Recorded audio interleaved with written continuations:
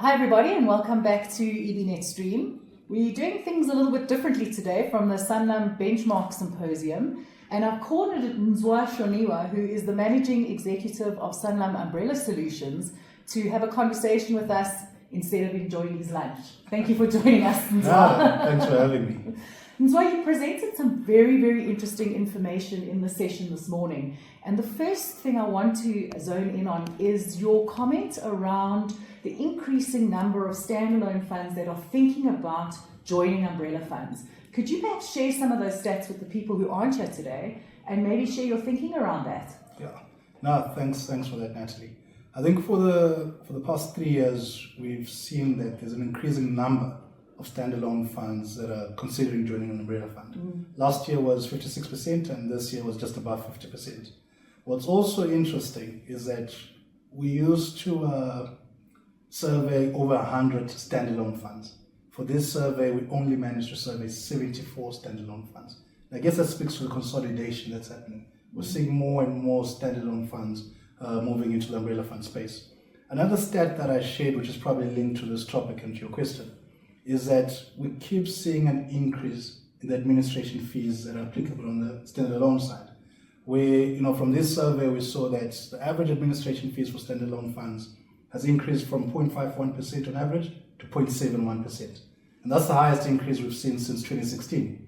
And from an umbrella fund perspective, admin fees have actually remained flat at 0.61% since 2018. So I think this evolution of costs, where it's becoming exceptionally expensive to stay in a standalone arrangement, is pushing this drive towards umbrella fund. And in terms of the evolution of umbrella funds itself, I often hear from employers who do run their own standalone funds two real problems with umbrellas, if we can kind of call them that.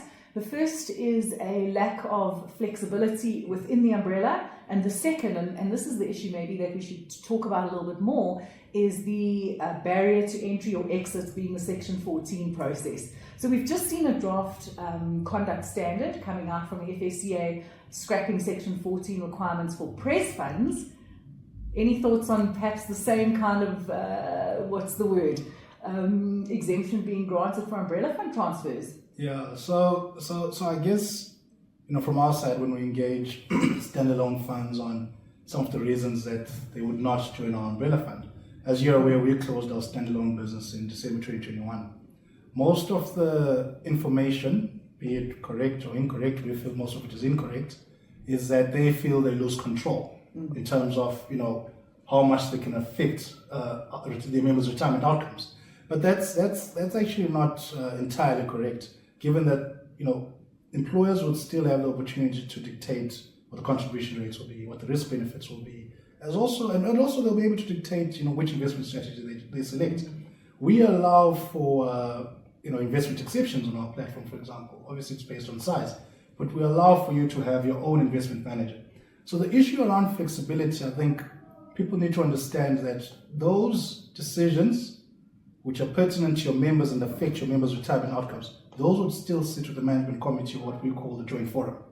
But in terms of the governance and the administrative work, that would be given to the umbrella fund trustees. So I think that's the one comment around flexibility. The issue around Section 14s has been a nightmare in the industry. I joined in about 2008, and this has not gone away. I think from our side, through ASISA, we continuously engage ASISA to try and get Treasury to understand not only the hassle that it has for members, but I think the cost implications that are filtering through into the system. Jolly mentioned this. There is a cost to the amount of Section 14s that people are signing. It's an hourly charge-out rate that we have with a lot of these professional trustees, and that cost can only be passed on to members. So as much as we talk about simplifying the industry and making sure that we can make it more efficient, with that efficiency passed on to members, there's a lot of low-hanging fruit that I think the Treasury, that the legislators should consider. One of these being the Section 14s. So we are in engagements through ASISA to try and get that looked at. I'm sure there'll be a very, very happy bunch of consultants and employers out there to hear that. Except the ones that might lose business.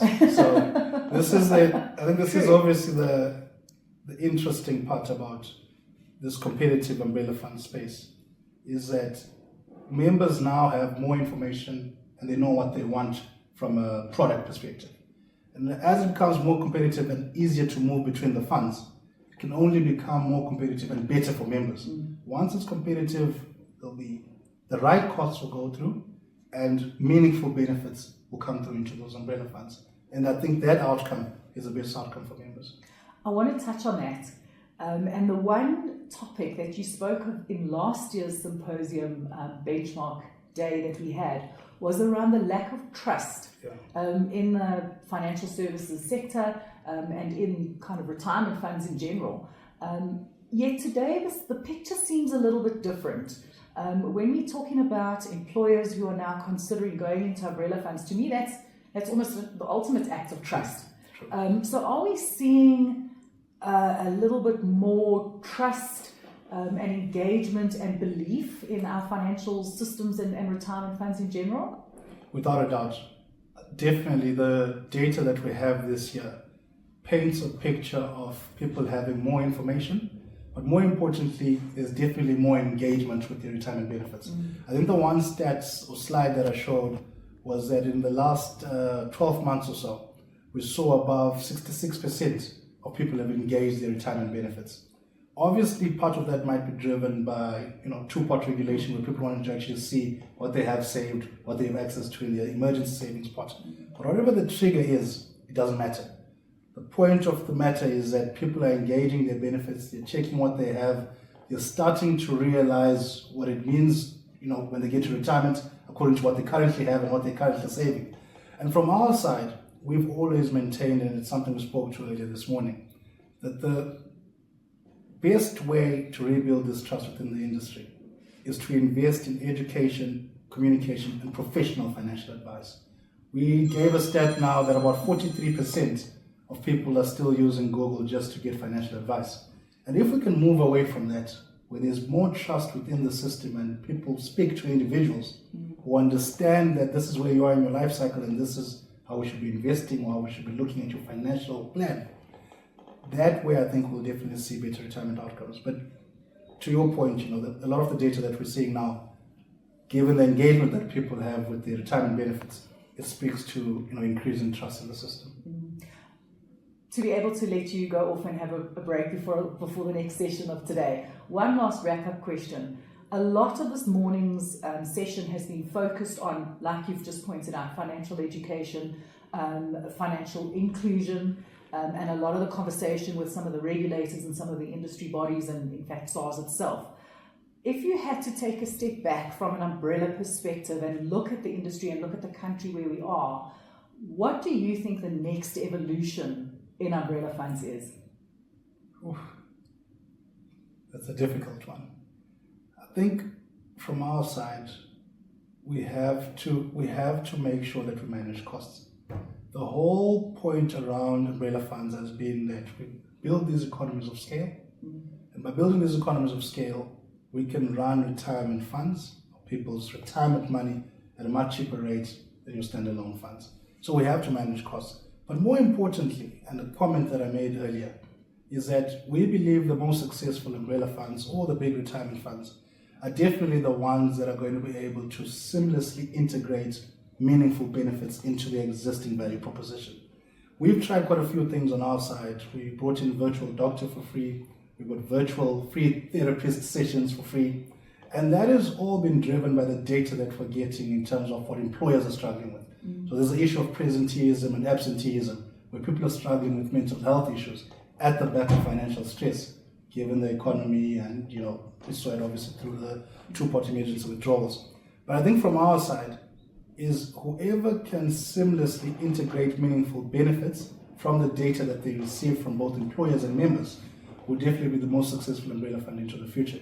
Because there's a lot of data coming through. There's issues now around debt, which we also spoke to, that around 58% of people that access their emergency savings and withdrawal benefits use it for debt and living expenses. So how do we bring in products or solutions or some sort of advice structure that can assist those people within the umbrella fund? I think that's where the evolution of umbrella funds is going. Value-added benefits that are meaningful for both employers as well as employees. It is a topic I'm going to unpack further on EBnet. which was a slide that was presented by Sanlam in terms of the benefits that employees are looking for in their employer's value proposition. Nzwa, thank you very much for taking the time to talk to us today. I really appreciate it, and we'll be seeing you soon. No, always good. Thanks for having me.